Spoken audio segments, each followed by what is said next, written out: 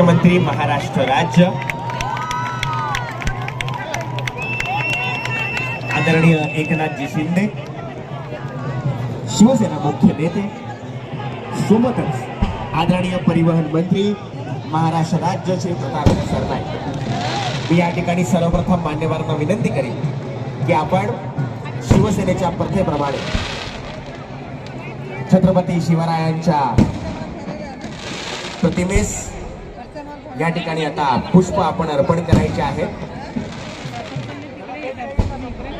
पौर्णप्रताप पुरंदर क्षत्रिय कुलावतंस सिंहासनाधीश्वर राजाधिराज छत्रपती शिवाजी महाराज की।